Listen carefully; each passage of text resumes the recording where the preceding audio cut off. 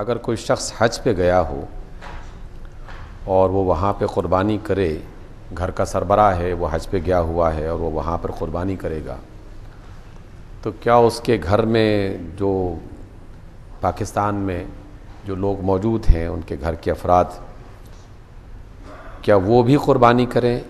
یا وہ جو حاجی صاحب ہیں جب وہاں پر گئے ہوئے ہیں ایک قربانی وہ حج کے لیے کرے اور ایک قربانی یہاں پر کریں؟ کیا صورت اس کی ہونی چاہیے؟ دوسرا اسی سے ملتا جلتا سوال ہے، اور وہ یہ ہے کہ گھر کے اندر مختلف افراد ہیں بالغ، تو کیا ہر بالغ فرد اس پر قربانی لازم ہے یا صرف گھر کا سربراہ اسے قربانی کرنی چاہیے؟ پہلی بات یہ ہے کہ جو شخص حج پہ گیا ہے وہ وہاں پر قربانی کرے گا اور اس کی قربانی وہاں پر ادا ہو جائے گی، اسے یہاں پر قربانی کرنے کی ضرورت نہیں ہے۔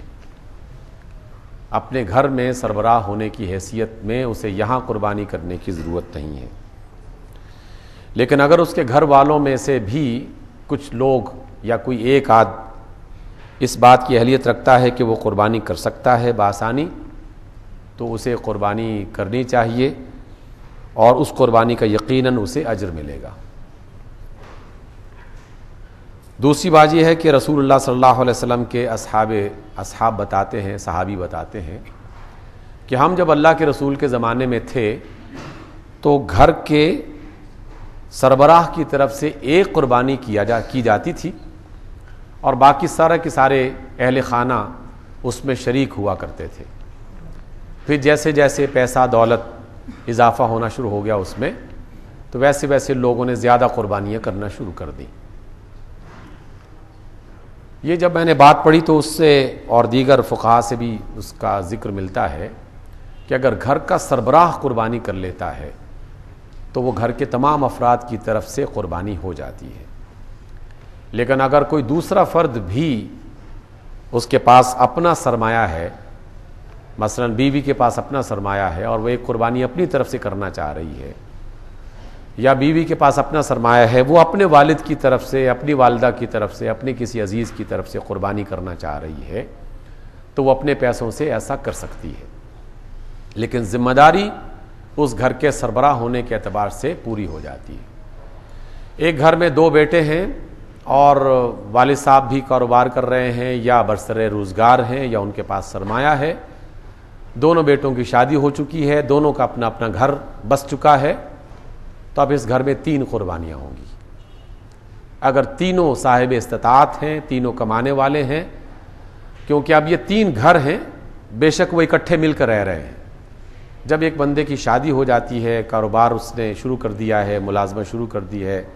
اور وہ اپنا ایک الگ یونٹ بنا لیتا ہے، وہ یونٹ چاہے ایک کمرے پر مشتمل کیوں نہ ہو،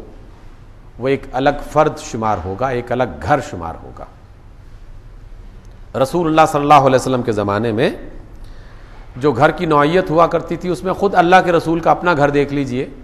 کہ وہ ایک کمرے پر مشتمل ہوتا تھا، اور آپ نے اپنی بیٹی کی شادی کی تو ایک کمرہ اور بن گیا، حضرت علی اور حضرت فاطمہ اس میں رہ رہے ہیں۔ زینب جو ہیں ان کی شادی ہوتی ہے تو ایک کمرہ اور بن جاتا ہے، وہ ان کے گھر میں جا کے رہتی ہیں۔ تو اصل میں جس کی شادی ہو گئی ہے تو یہ شادی کا ہونا بذات خود یہ گھر کی بنیاد رکھنا ہے، اور اگر اس کا سربراہ اس بات کی استطاعت رکھتا ہے کہ وہ قربانی کر سکتا ہے تو اسے قربانی کرنی چاہیے۔ تیسرا بھی اسی سے ملتا جلتا سوال ہے قربانی کے حوالے سے کہ ایک شخص نے اپنے بچے کا عقیقہ نہیں کر سکا وہ، اور وقت گزرتا چلا گیا، قربانی کے موقع پر اس نے ایک گائے خریدی، اس میں وہ کچھ قربانیوں کے حصے رکھتا ہے اور ایک دو وہ عقیقے کے اعتبار سے اپنے کچھ بچوں کے نام پر عقیقہ کرنا چاہتا، تو کیا دونوں چیزیں عقیقہ اور قربانی ایک جانور میں جمع ہو سکتی ہے؟ فقہا نے کہا کہ ہاں ہو سکتی ہے، کیونکہ ہر ایک حصہ ایک قربانی کے برابر ہوگا اور اس کی ایک حیثیت ایک مکمل قربانی کی سی ہوگی، اس لیے عقیقہ اور قربانی بھی ایک جانور میں جمع کیے جا سکتے ہیں۔ ایک صاحب نے جزوی قسم کا سوال ہے، یہ محض کسی نے غلط فہمی پھیلائی ہے کہ یہ جانور جو ہم ذبح کرتے ہیں اس کے بعض حصے، اس کے جسم کے بعض حصے ہم نہیں کھاتے، تو کیا وہ حرام ہوتے ہیں؟ پہلی بات یہ ہے کہ حلال جانور کے گوشت کا کوئی بھی حصہ، اس کی کھال کا کوئی بھی حصہ، اس کے بال تک حرام نہیں ہے، سب کے سب حلال ہیں۔ لیکن ظاہر ہے کہ جو چیز کھانے کی ہے وہ کھائی جائے، جو چیز پہننے کی ہے اسے پہنی جائے، جو چیز بچھانے کی اسے بچھایا جائے۔ ہر ایک چیز کا اپنا اپنا جو استعمال ہوگا، اس استعمال کے اعتبار سے آپ اس استعمال میں لا سکتے ہیں، لیکن ان میں سے کوئی بھی حصہ نجس نہیں ہے، حرام نہیں ہے۔ تو جو چیز بھی کھائی جا سکتی ہو اسے کھایا جا سکتا ہے، اس میں کوئی پریشانی والی بات نہیں ہونی چاہیے۔ ایک سوال انشورنس کے حوالے سے ہے، بہت عرصہ پہلے بھی شاید کسی نے سوال کیا تھا کہ اسلام کی نقطہ نظر سے اس کی وضاحت فرمائیں۔ بڑی آسانی سے بات سمجھی جا سکتی ہے کہ انشورنس بذات خود جائز کام ہے، یہ ناجائز نہیں ہے، لیکن اگر انشورنس کا کام اور اس کا کاروبار سودی بنیاد پر چل رہا ہے تو وہ حرام ہوگا۔ بالکل اس طرح جیسے قرض دینا اور قرض لینا جائز ہے، ناجائز نہیں ہے، لیکن اگر قرض کا لین دین سود کی بنیاد پر ہوگا تو یہ حرام ہوگا۔ اس لیے یہ چیز بذات خود ناجائز نہیں ہے، البتہ اس کو کرنے کے طریقے اسے جائز یا ناجائز بنا دیتے ہیں۔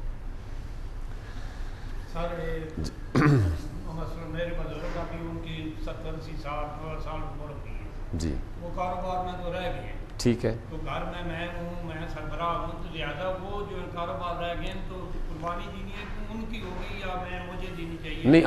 آپ کی طرف سے قربانی ہوگی، کیونکہ آپ کما رہے ہیں، آپ سرمایہ کے مالک ہیں۔ پہلے تو وہ تھے لیکن ابھی وہ ہاں، بس یہ ہے کہ اب وہ آپ کے ساتھ ہے، اور آپ کی طرف جو قربانی ہے وہ ان کی طرف سے بھی ہو جائے گی۔ رسول اللہ صلی اللہ علیہ وسلم کے ایک فرمان پڑھ کے مجھے بہت یعنی اچھا بھی لگا اور